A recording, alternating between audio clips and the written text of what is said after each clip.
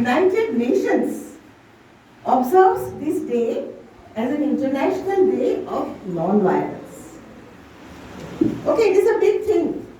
An underdeveloped country like India or developing country like India, one person from a developing country like India who only wore the loin cloth, even when he met the Queen of England, he did not dress up according to the protocol which the Queen expected him to dress up as.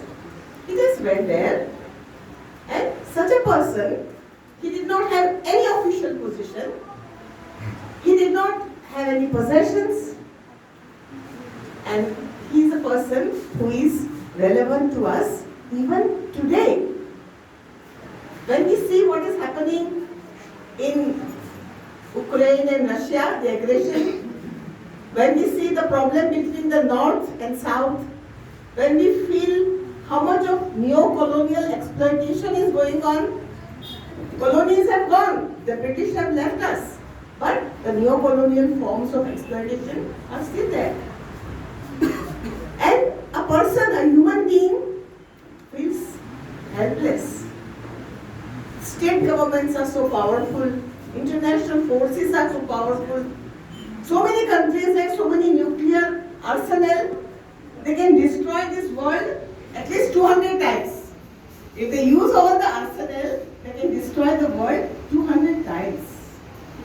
This is the position now. And in pandemic we have seen that the whole world is integrated. We are all affecting each other. It is not as if something happens in Europe, we are immune from that. No. The whole world is integrated. How the virus traveled all over the world without any visa, without any passport, without any baggage, without any transport. The whole world is integrated. And when we see that what national imbalance has created in this world, we feel helpless. But here is a man, Mahatma Gandhi, who showed us a way how to move ahead. Now, actually, I have made a presentation, but since the time is too short, let me just have some few incidents from Mahatma Gandhi's life. Now, there are a few principles of Mahatma Gandhi, but I don't want to list them out because it may become a little boring.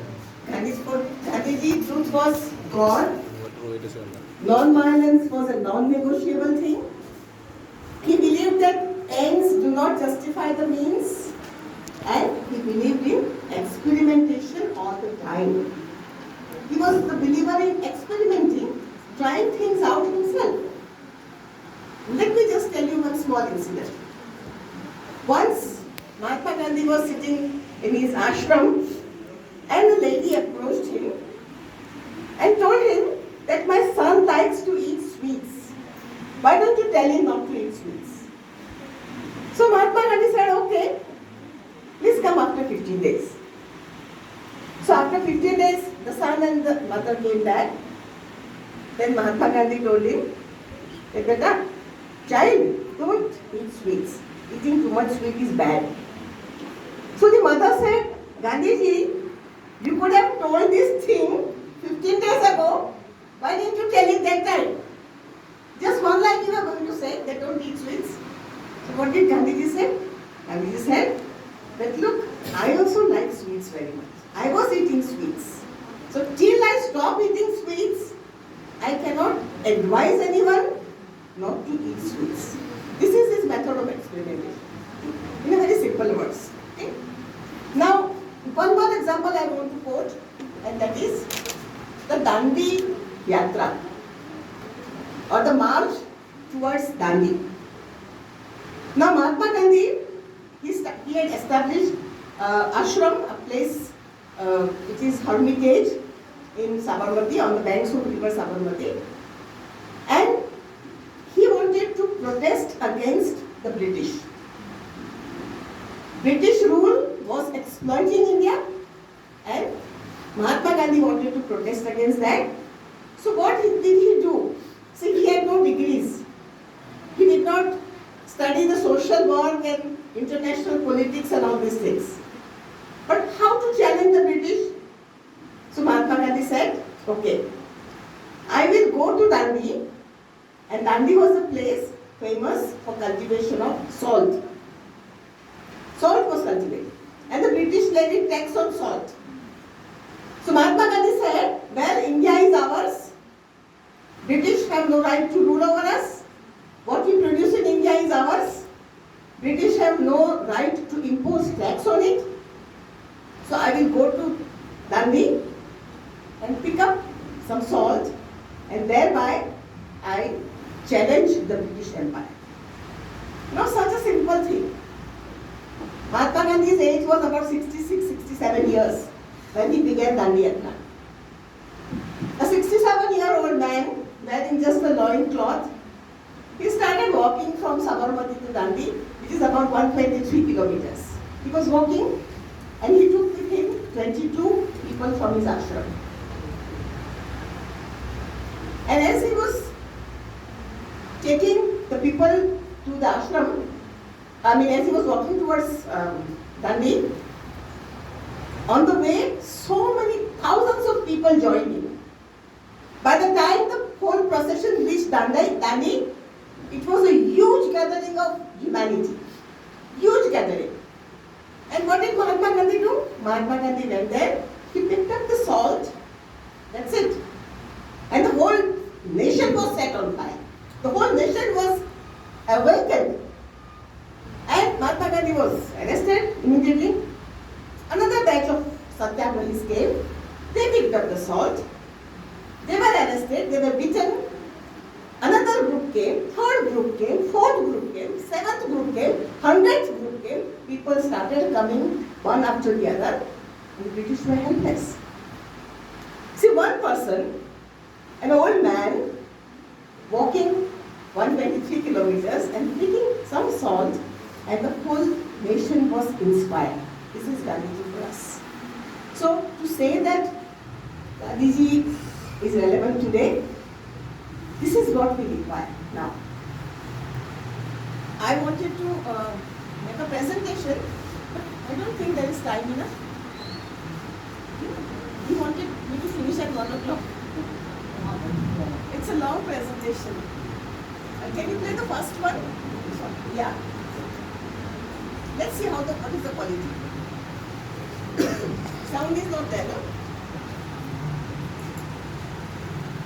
Story about a unique school on the outskirts of Guwahati that is bringing in a paradigm shift in how schools are run. Can you listen? Founded by a young couple with the aim to bring children from poverty-stricken families to schools, the Akshar School in Pamodi has not only reduced dropouts and it has helped to stop child labor as well.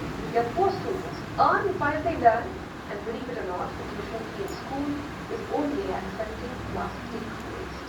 There's roughly 12 for special report.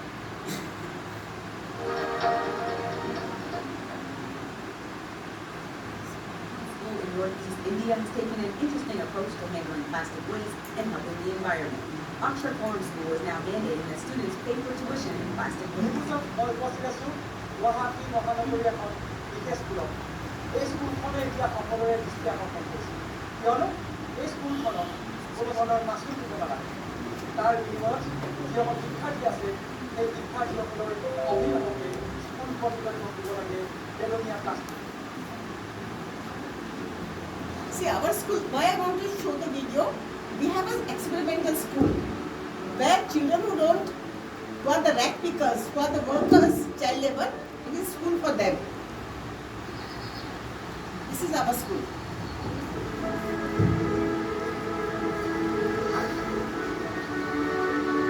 Where mother? School is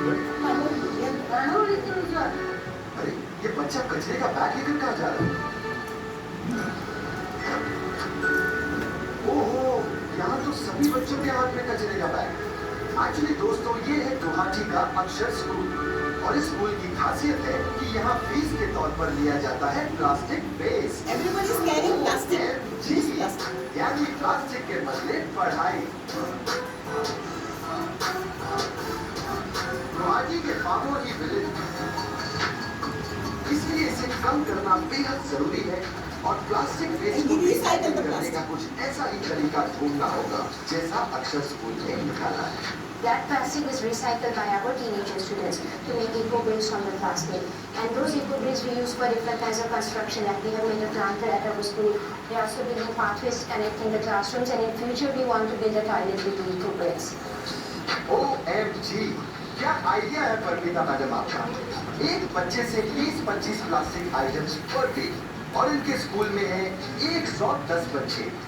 तो average निकालो तो एक साल में 1,20,000 plastic item से eco bricks बनते हैं।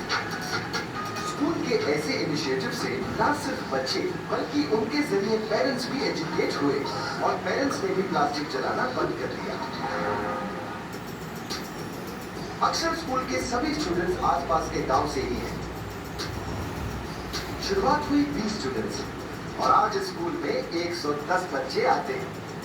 The goal was to create a school that would teach the conventional subjects, math, English, science, but combine that with vocational training so that they learn valuable job skills. जैसे carpentry, embroidery, farming और gardening. एक और OMG वाली बात यह है कि यहाँ के बड़े बच्चे छोटे बच्चों को पढ़ाते भी हैं, जिसके बदले उन्हें पैसे भी मिलते हैं। See, yes, there is an interesting part going on, but I want to summarize quickly, so I don't want to play. See, what I want to tell is that Gandhi lives in his ideas. He talks about experimentation. He talks about individual dignity. So instead of just debating what Gandhi said and all, like Jyoti Bharati, they have started here teaching, giving quality education to people of rural areas. So we have also started a school. This school caters to the children who are child labor, who are basically child labor. So they come to the, initially they didn't want to come to the school. Parents didn't want to send them to school. But we said the children will earn while they are with us. So how do we ensure that they earn? The senior students teach the junior ones. They have found out mechanism how the senior students can teach the junior ones with the help of tablets, with the help of worksheets. So senior students teach the junior ones. We do gardening, carpentry, landscaping, electrician course and many other vocational courses. What Gandhi ji had talked about in Nai Talim. So the children participate in the development of the school. They make the school furniture and they get paid for it. So each and every child earns something which motivates him or her to stay in school. Parents are also very happy. And the children solve a very important problem facing the community. That is, the community was burning plastic and causing air pollution. So that problem is also challenged. It is also tackled in many ways.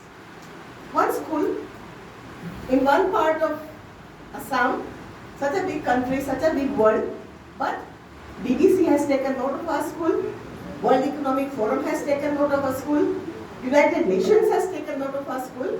So small effort, but magnified impact. So this is what I feel is what Mahatma Gandhi is about. I am a Gandhian and I try to practice what he has taught, and this school is a humble effort on my part and the part of my family to put Gandhiji into practice. And towards the end, let me wind up with a story. Actually, it is a beautiful poem written by Rabindranath Tagore. The poem is like this. When the sun was about to set, the sun thought that tomorrow if I do not come on the earth, who will give light to the world? So the sun went to the clouds. The sun said, clouds, you are so huge. You create darkness at noon. Will you give some light when I am not there? Cloud said, I cannot do that. Then the sun went to the sea, ocean. You are so big. Will you give some light if I don't come to the world tomorrow? Ocean says, I can't do that. Then the sun went to the mountain. Mountain, you are so tall. You hide me. Will you give some light to the earth that if I don't come tomorrow? Mountain said, no, I cannot do that. Then the sun approached trees, birds, animals, flowers, butterflies, every nook and corner of the world. The sun went to ask if somebody can give some light if the sun doesn't come tomorrow. That time, a small earthen lamp. In India, we have earthen lamps, like we have lit the lamp now here. So one small earthen lamp said, "Sun, don't worry.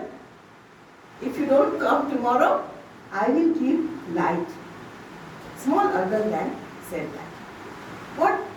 What does it mean that a small lamp can lighten the little bit area? It cannot give light to the whole world. But all of us are like small earthen lamps.